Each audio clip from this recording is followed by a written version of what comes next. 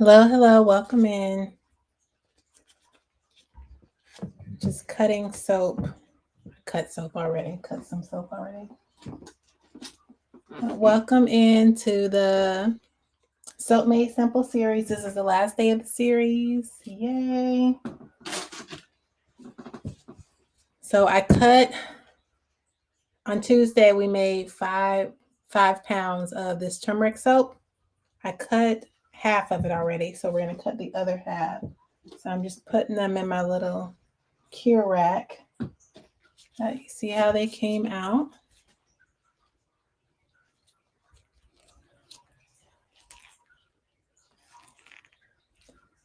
Thanks for the likes. Welcome in. Thanks for sharing. So yeah, this is the soap that we made on Tuesday.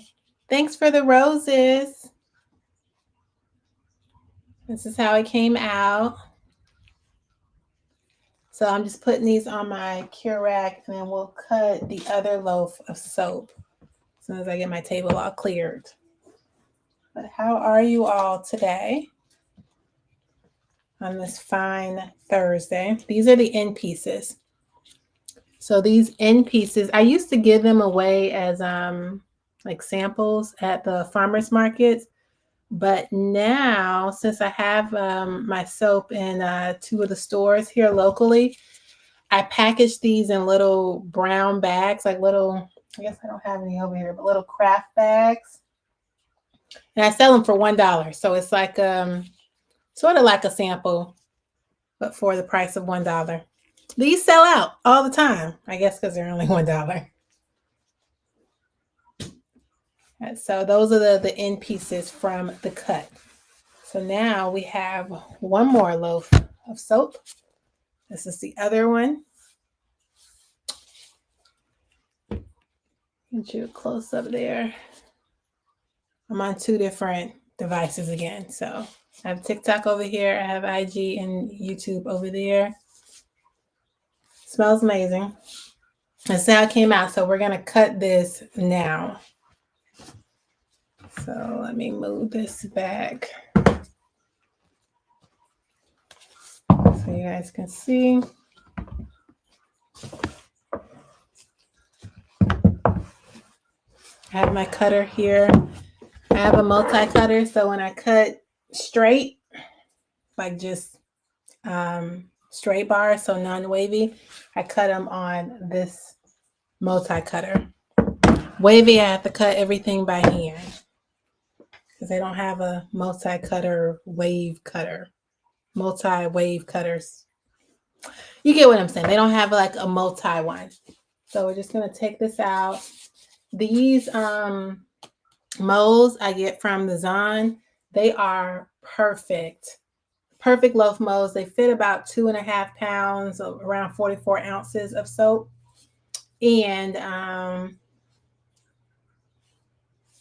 And they come with the silicone part, and then they have the wooden part. So what I was talking to someone on Tuesday about, like sometimes when I cover the soap, what I'll do is take this wooden part out from another one. Thank you for the likes. And I make my soap tops kind of high, so I can't use the cover that comes with them. There's a flat cover that comes with them, which is really good about getting it from the Zon too. But I can't use that because of how much soap I add to it, because I like to fill it up to the beyond its capacity. So what I'll do sometimes is I'll take this and just cover it like that to prevent soda ash. So these things work out perfectly for that. But now we'll just take this off. And I love the way, like how smooth the soap looks on the side. So can you see that? I love like fresh cut soap. It's so smooth and satisfying. So I'm just going to take this mold, and these are easy to take out. I just pull the sides down. It's hard because I'm trying to make sure I get good views for both sides. I just take this off. You see, it comes out. This has been sitting for 2 days. We made this on Tuesday around noon, and now we are cutting it Thursday. around 12:27 is what time it is. So this is how a loaf of soap, fresh loaf of soap looks. I just love how like smooth it is. And this is turmeric.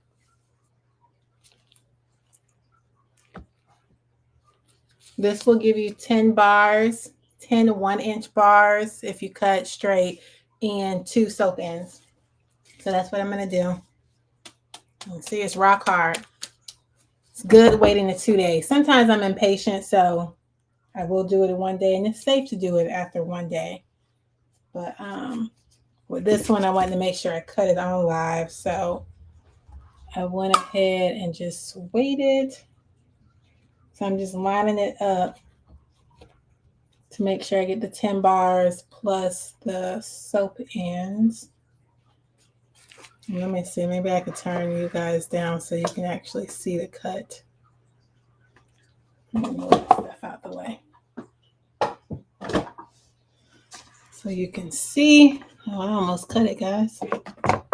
I think what I'm going to have to do is pull this up.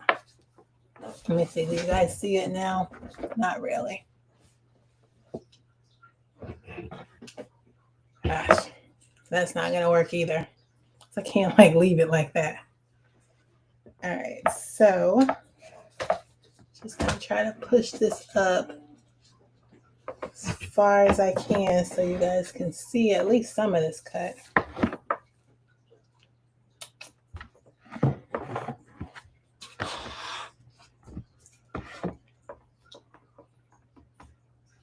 So you'll see some of it. And on YouTube, let me see how I can position you guys so you can see the cut. Listen, this phone just be doing the very most. I don't know how to stop this thing. So I bought this thing from TikTok Shop. I don't know how to like tighten it so that it stops moving. Maybe I just did it. All right, so you guys got that view. It's not the best view, but it's a view. And you guys will get a perfect view. Look at that. All right, so you want a perfect view, go to Instagram and YouTube to get that. But TikTok, this is the best I can do so that everybody gets to see it. All right, so let's move this over so you guys can see that. So this is a turmeric soap, and I already got it lined up. I don't know, you can't really see these things, but these things right here tell you how the soap bar is going to come. Good afternoon from Ohio. Hello from Florida. Hi, sweet. All right, so let's just go ahead and cut this.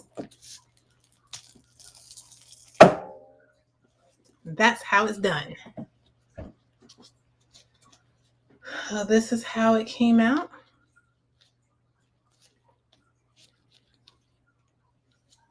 You can see this. This is all turmeric.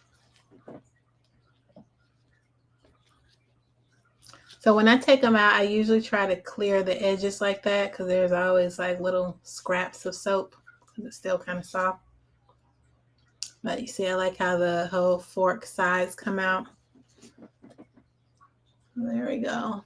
Clear the tops. I used to bevel the soap, which is just where you take like a potato trimmer or an actual beveling tool, which sort of just like a potato peeler. And you just clean up the corners because as this bar hardens, these corners will get sharp. But I don't really do that anymore because it takes away some of the soap. Not very much, but it takes away like little scraps of soap. And I don't want to do that anymore. After you use it one time, those sharp edges kind of go away. And it's not sharp like it's going to cut you. It's not like that, but they are hard. So that's how that one came out. Let me show you guys what I mean when I say I clean up the edges there with my fingers.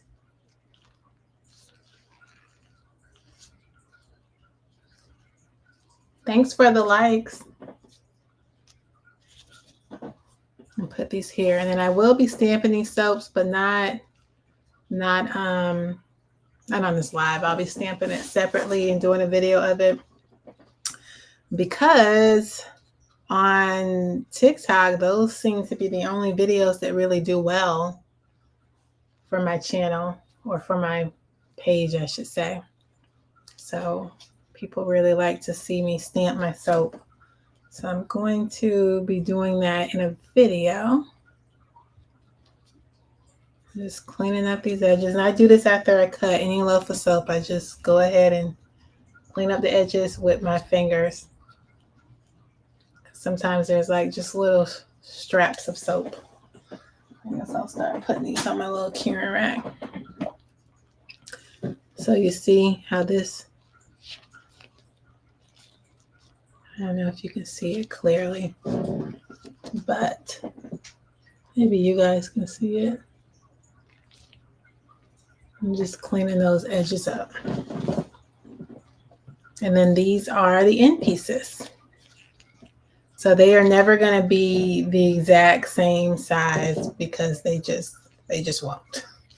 It just depends on how I position it, the soap, and I don't always position it the same. So these bars will all be 1 inch. All of these will be 1 inch thick. When I say 1 inch, I'm talking about right here. It'll be 1 inch thick. And but these won't necessarily be that way. Like you can see, these are, okay, you see, yeah. See how this one right here is thinner than this one. See, this one right here is thinner than this one. So what I'll probably do is put this one in the brown craft bag that I sell for $1. And then this one I'll just hold on to use. Because like I said, I do use every soap loaf that I make. I use a soap bar from it. And I try to avoid using these. I would rather use the end pieces. So that's always my go-to. So then I just put these on a little soap rack. I guess you guys in YouTube can see it right here. I'll turn it so TikTok can see it. But I put them on these little racks over here. Thank you, sweet. I put them on these little racks so they can cure. So I just space them out. Not even like a lot of space in between them, but make sure there is some space. And then I have a, well, I used to have the humidifier, but I had to get a new one because it stopped working. It used to collect all the extra water from the air so that it could help me cure these soap bars faster, getting rid of all the excess water. So I put these in here. I'll probably stamp these later on this afternoon or tomorrow. Definitely it'll be better to stamp them today. Whenever I'm stamping, I'd like to stamp within 24 hours of cutting the soap. Yeah, I think I'm definitely going to stamp these today, because normally I cut soap 24 hours later, but this time I cut the soap 48 hours later. So these bars are a lot harder than what my bars usually are. And the key to like successful stamping of soap is to make sure that you stamp at the right time. You got to have a good stamp too, but you got to stamp at the right time. And usually right at that stage where it's not too soft, but not too hard, which is usually like 24 to I'll say like 36 hours later, is like the best time to do that. And these right here have been sitting in the mold for 48 hours. So that's a long time. All right, there we go. So I'm back in the flesh. So I'm going to clean up this extra soap. But those are the soap bars that we made on Tuesday. If you guys, I think I posted like some replays on TikTok, but it allowed me to, I don't think it actually showed me actually making the soap though. But if you guys are interested in making soap with me, you can join me live on August 31st, just this weekend, for a private soap making live. So it won't be like live in the public domain like this. It will be a private live. I send you an email with the recipes so you can gather all the oils that you need to make the soap. And we make it together, like troubleshooting together. So bring you guys closer to me. So you get to make the soap with me live. And if you have any questions, you can ask along the way. I get to see what you're doing. You get to see what I'm doing, so we can make sure that we are doing the same thing. And it's just more so like more of a hands-on learning experience for making soap. Sort of like how an in-person soap class, but because we can't be everywhere, we do it live. Since 2020, I think we've gotten used to doing things live and Zoom because we had to.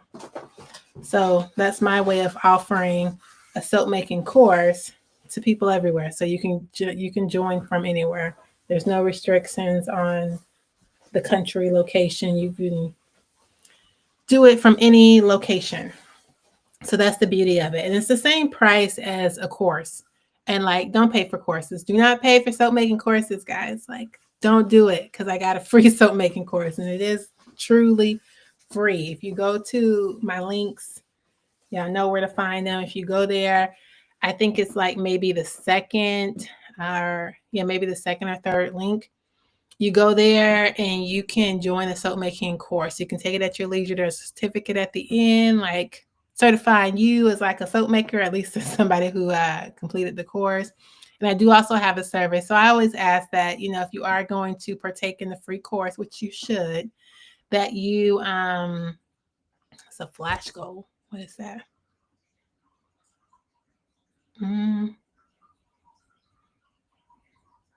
Okay. I guess I had a flash goal there. But what was I saying? Oh, there's a survey at the end. Thank you for the likes. So I do ask that you take that survey at the end of that free course, because I use that survey to make improvements to the course. So if there are questions that you have that you feel weren't answered, or just things that you feel should have been elaborated on a little bit more, you can take that survey, tell me what those things are, and I will make corrections as necessary.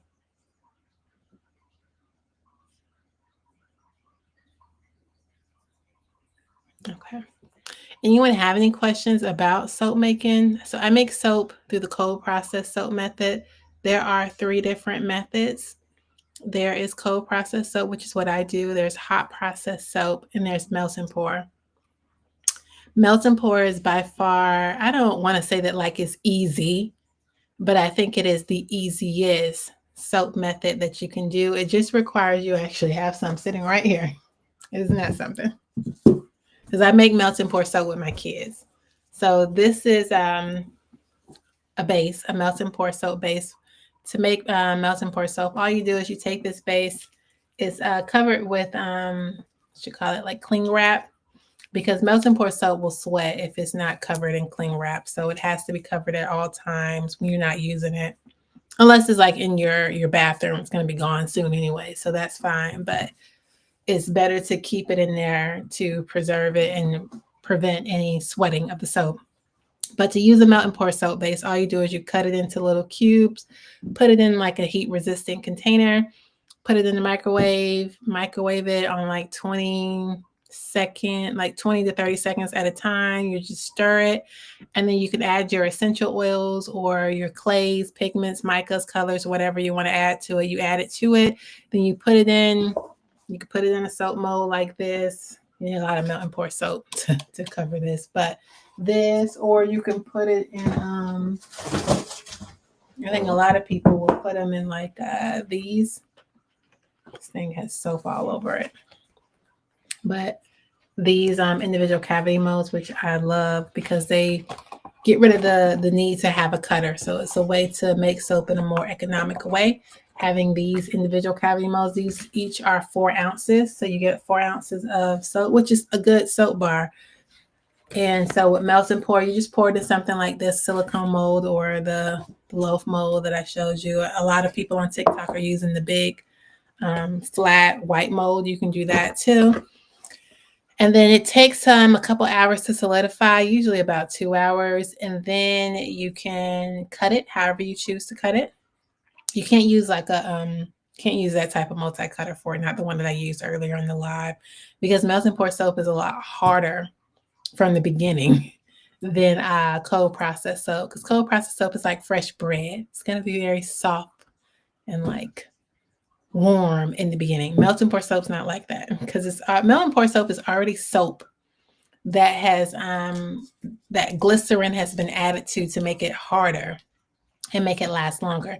So then you just cut it into cubes. You add, like I say, your essential oils, your colors, clays, pigments, micas. Put it in a mold, and within like 2 hours, it's going to solidify again, and then you can use it immediately. With cold process and hot process, that is not the case. So cold process and hot process all start out the same way. You get to control the ingredients more. You get to control swirling more. It's difficult to swirl with melt and pour soap. I'm always impressed when I do see the melt and pour soapers that have swirled, because it is kind of difficult to achieve that. But with cold process and hot process, it's easier to achieve those swirls. And then, like I say, you control the ingredients. With melt and pour, you don't control the ingredients. You get what you get. But with cold process and hot process, you can cater it to whatever skin conditions you have or to your liking, however you want the soap to feel. So you add all those oils and butters, and then a caustic, which in our case would be sodium hydroxide or lye. You add that to the oils and butters. You use an immersion blender or a stick blender to blend all those things together. It only takes a couple of minutes. Once you have everything measured out and prepared, it only takes a couple of minutes to really mix everything together. The lye is a necessary component. A lot of people are always like, well, I don't want lye in my soap. It won't be in your soap. But normally oil and water doesn't mix, and you need something to bind the oil and water together. And that's where lye comes in. It actually forms the soap. Once the lye is done doing its job forming the soap, then it does leave the soap, which is why sometimes you have that soda ash, which is that ashy layer on top of your soap, because that's what happens when the lye, as it is leaving the soap, mixes with the oxygen in the air. It creates a white, filmy, like ashy layer.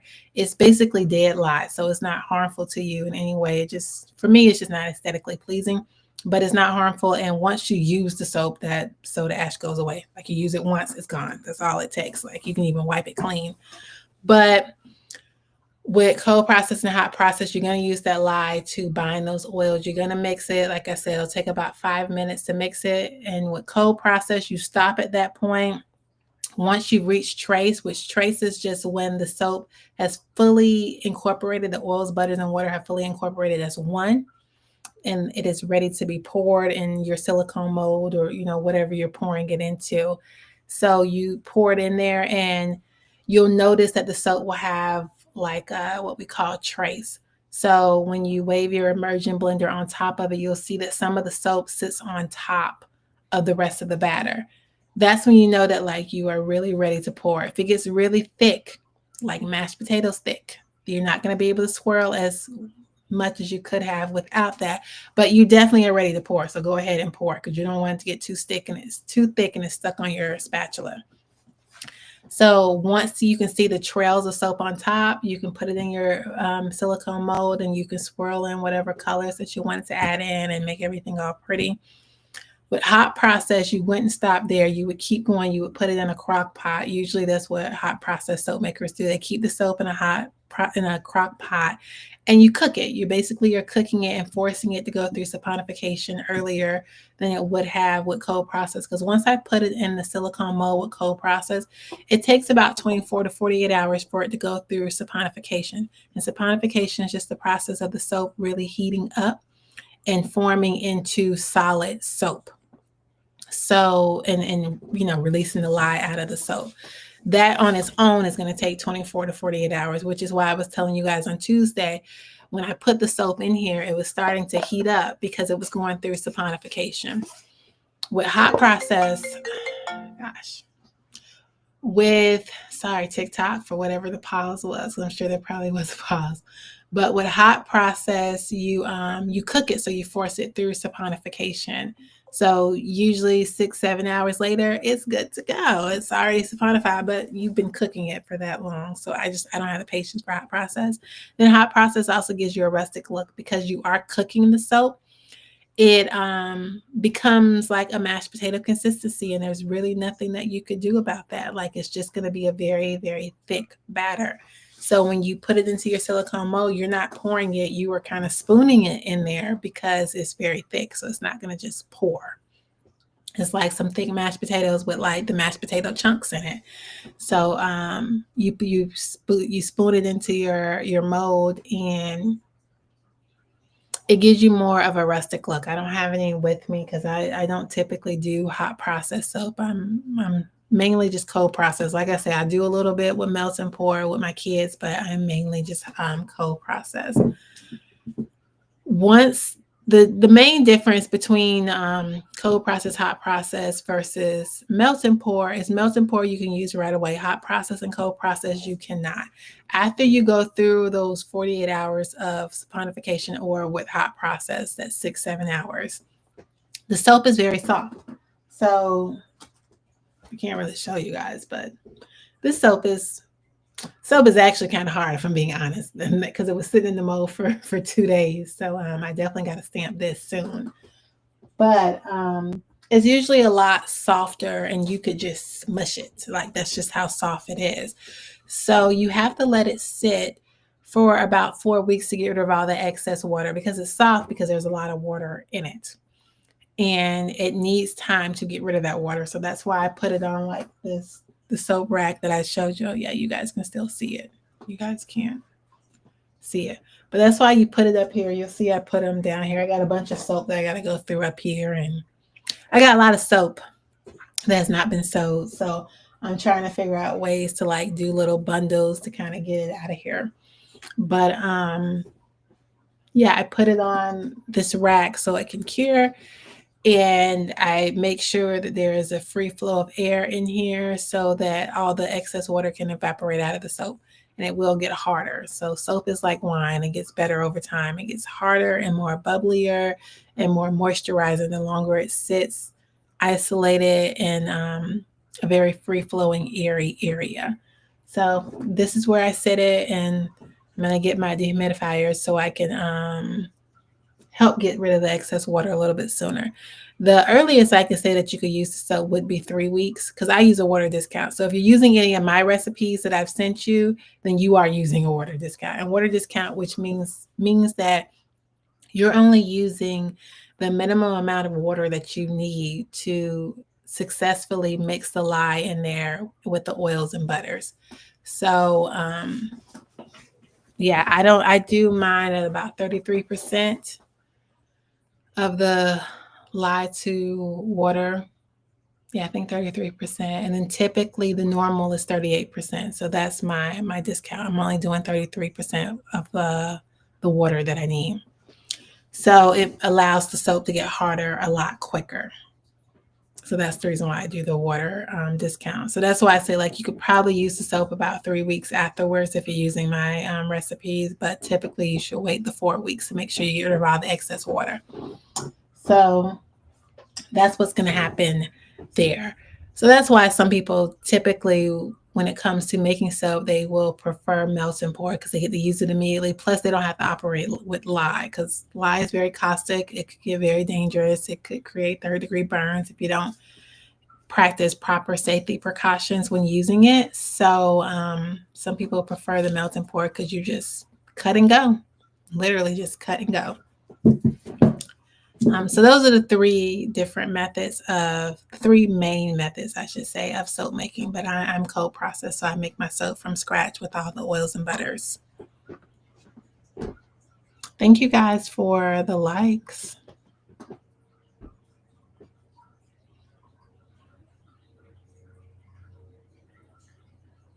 Do you guys have any questions about soap making?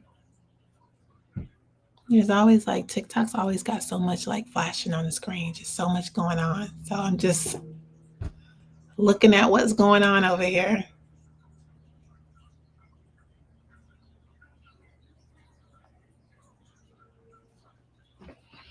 If you want to do a one-on-one course with me, I do have one this August 31st, this Sunday from 4 to 6 p.m. Eastern Standard Time. You can join in. It'll be a similar setup to this, but it'll be private, so it won't be in the public domain. It would just be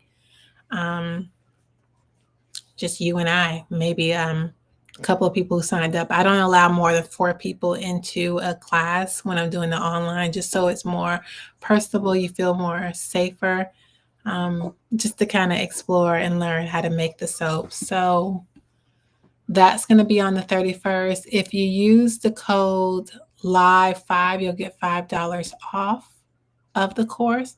I send you the recipes that you need, the supply list to purchase all the items that you need to make the soap, as well as like videos and tutorials to kind of help you out before you get started, like with making your lye solution, because it really isn't that difficult. I know people are really scared of it, but once you start doing it, you see that it's really not that difficult. Oh, I just realized I had chat messages. Hi, L. Smith. I don't even know if you're still in here. Sorry. You leave the edges on your soap too? Yes. Do you rotate your soap while it's curing? Sometimes. My goal is always to rotate it, but if I'm being realistic, not always. I used to when I first started. I would always rotate it at the week mark. So like today is Thursday, we cut it today. I would rotate it next Thursday and then the Thursday after that. And I used to keep a little notepad of how much that soap weighed at that Thursday when I turned it around or rotated it. But I don't do that anymore. That's how I know that like I can get away with 3 weeks, simply because I did do that in the beginning, and all of my recipes are with the same water discount. So I keep it out there for 4 weeks. Honestly, I keep it out there for as long as it takes to sell. So some of the stuff has been sitting up there for 2-3 months. I'm telling you, the soap bar is going to be nice because it has been sitting up there for so long. But I let them sit there and essentially cure. I don't saran or cling wrap them, shrink wrap them, because I prefer that they do continue to cure even beyond their cure time, because I know that the more access to the air that it gets, the more time it gets to evaporate the soap, the excess water, the better the soap bar will get. Like I was saying before, soap is like wine. It gets better over time. So the lather will improve, the moisture will improve, the longer it sits unrestrained. So I don't shrink wrap them at all, even when they're like not selling. What I do is I take EcoCraft paper. So I get this from Design. It comes, do I have it over here? It comes in 1,000 sheets. So like I just bought my second one. I started this business in 2022. I think in like December 2022. So like maybe January of 2023, I bought this EcoCraft paper to wrap my soap. And I just ran out like maybe a month ago because I just bought more and we're in 2025. So, 2 years before I ran out. And it comes bigger than this. So I cut this in half. So that could also be the reason why it lasts a little bit longer. It's 1,000 sheets like there. Imagine this times 2. And it's 1,000 of them. And then I cut them in half. And then I just use these with tape to wrap the bottom of the soap. So I just take that.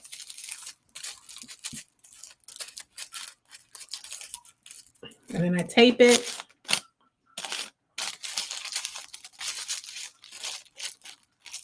And I tape, both sides.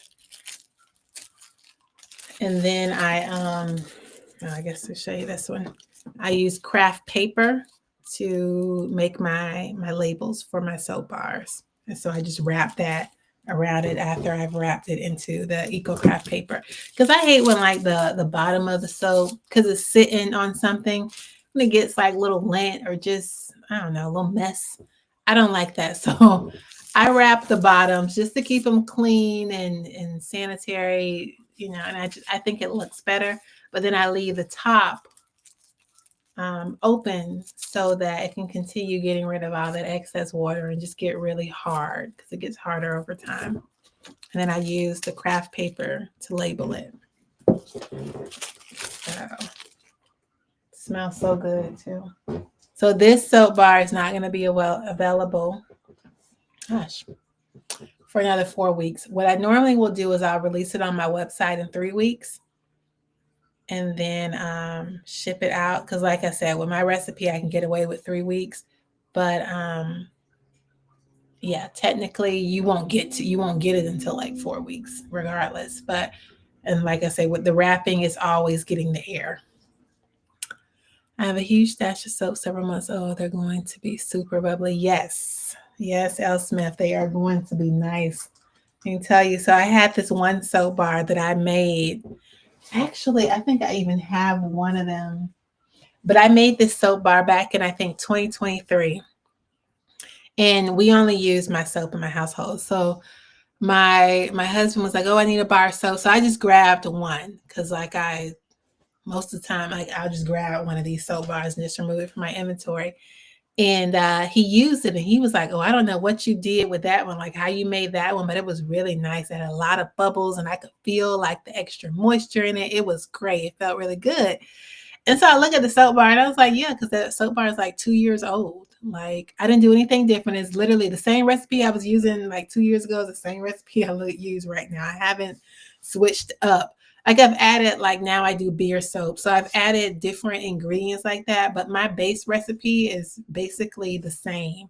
I switch it up for the soap of the month because I do those based off of the season. So those recipes change every month. But my main recipe for like these soap bars are literally the same recipe, except maybe it's made with beer instead of water or goat milk instead of beer, you know? But he was like, it was an amazing soap bar. And he's like, you should do all the soap bars like that. And I said, okay, so you telling me that I should keep all these soap bars up here for 2 years and then sell them? Ain't nobody got time for that. Like, no, that's not going to happen. I mean, it will. Some of these soap bars will be sitting here for 2 years because that's just unfortunately how it goes for me. But for most of them, no, they're going to be sold. But I was going to show you guys, I have a soap bar. I think it's up here. Yep. Look at this. Look at this. It's got a little hole in it because this is a very, very thick batter. I made this soap bar Christmas, December. I made it in November 2023. See that? November 2023, I made the soap bar because I made a Christmas line. I don't really do the seasonal lines anymore because as you can see, I still have the soap bar. It never sold. So I don't do the seasonal stuff anymore. Not sometimes I try, but not really. I don't do seasonal stuff. But I made this and I made it chunky because I wanted it to give me like that army fatigue look with the red and green. So it was purposeful that I made it thick like this. I do the same. The soap stash comes in handy. Yes, it does. So that's why you see the little holes in it because it was a very thick batter. Definitely was, but it was intentional. And I tried to bang out as many holes as possible, but it's not always possible. And the reason why these holes are there is because that means that there were air bubbles in the soap when I was pouring it. So air becomes holes in the soap, and there's even one back here. So that's why I have one hole in the front, one in the back, right? Yeah, one in the front, one in the back. But surprisingly, this soap still smells not as strong as it did, but it's still, you can still smell the scent. I used what was the scent for this? I think it was it white ginger? I get like most of my scents from Brambleberry, so it's one of those. I actually want to do this again. I got to figure out what the scent is because I'm going to do this one again. I don't like release seasonal collections, but I will release soap bars that are tailored towards that season. I just don't really call it a collection, but I guess I do kind of do. Christmas, I do a collection for that because I have like some loyal customers who look forward to my Christmas soaps. Like that's when they buy soap from me. It's Christmas time. I can expect them every year around December. So I gotta figure out what was the scent because you can. I wish you guys could smell it through the screen, but you can still smell the soap. And you see, this soap bar is 2 years old. 2023, 4, 5, almost 2 years old. Yeah, almost 2 years old. The lather. is going to be amazing on this. I don't use it because I like to show it as an example, but you can see like this soap bar, it's still got like all its main colors. It's got my stamp. These soap bars, they last a long time. Hi Duke, how are you? So these soap bars, they last. I always tell people to use them within 18 months, but clearly this soap bar is still kicking it almost 2 years later. Thanks for the heart me. So yeah, this is probably my oldest soap bar that I still presently have, I think. Yeah, I think this is the oldest one that I have, and this was a Christmas collection. You could probably even find the video where I made this. I'm gonna find the video and repost it of when I made this soap bar, because I really liked it. So yeah, soap can last a long time, but this is like the oldest soap bar I got. So my husband's probably gonna be like, "Don't you sell that? Don't you give this away?" Like he's gonna want this one for sure. All the rest of them are, some of them are fairly new. This is half of a soap bar because the rest of it broke off. But I made a fruit inspired soap for one of the local classes that I had. I think back in May, I did this. So I did little tiny strawberries on top. And this is the top. I don't even know how it broke, but the bottom of the soap broke. And I don't know where the other half it is because my kids think that they're going to be like future soap makers of America. So they're always taking my soap. These soap bars I don't really sell, but I feel like I should because they're so pretty. I use a flower silicone mold for these. And this is actually my activated, the same soap bar that I just showed you guys. I don't even know what I did with it. This is that one. This is like an extra batter from that. Did you anchor the scent with Kaolin Clay? Yes. Kaolin Clay and colloidal oatmeal is in every single soap bar that I make. I like the way Kaolin Clay feels. Like when I first started making soap, I didn't use the Kaolin Clay, and I could feel the difference of when you add the Kaolin Clay to it. I have that mold. It's so beautiful, but also time consuming. Yeah, it is, because sometimes it doesn't sit up right. A little flimsy. It's not as strong as like, these molds are. And, it's kind of tedious doing that pour too. But yes, I use Kaolin Clay and colloidal oatmeal in all of my soap bars. The colloidal oatmeal I add for like exfoliation so I can make sure that we're really getting a nice cleanse. And the Kaolin Clay is to anchor the scent and for like that silky feel on the soap, like when you're using it. So I have that in all of my soap bars. Where's that one? Oh, I found the other end, guys. Yeah. So this was a mini soap bar because I have these little smaller soap silicone molds that I use for my classes, and this is the size of that one. So this is the fruit inspired soap. Let me see. Oh, this is an example of the cling wrap. So this is another soap company. When I first started, definitely, I used to always buy from other soap companies for two reasons. One, I wanted to see how their soap felt versus mine. But two, I also just like to support soapers because I know that I feel like there's so many soap making companies out there that sometimes it's difficult to get sales just because there's so many of us. And a lot of us are doing the same method. Like either you're getting melt and pour or cold process. I rarely see hot process. I think the majority now are melt and pour, but you still got a lot of cold process soap makers too. So that's what this is. She does cold process. It's called For Us Soap Company. I think she went on like a hiatus, but I saw her on IG recently, so I see that she's coming back. But she wraps hers in the cling wrap. And you can still smell it. So this is scented with rosemary and peppermint essential oils. And there's like little holes at the top because I bought 3 soap bars from her. So I've already used the other 2, but this one I didn't use probably simply because I forgot. I got like so much soap over here. So I actually just found it like in the midst of all this other soap. But there's like little holes at the top. so I can still smell. And this soap bar, this is old too. This is probably from 2023 as well. Because I'm thinking like back then, like I was buying from every soaper just, to show my support. But yeah, that's hers. This is a soap bar that I made for Father's Day. So I did the little ones. And I did like a little happy Father's Day notes on them. Yeah.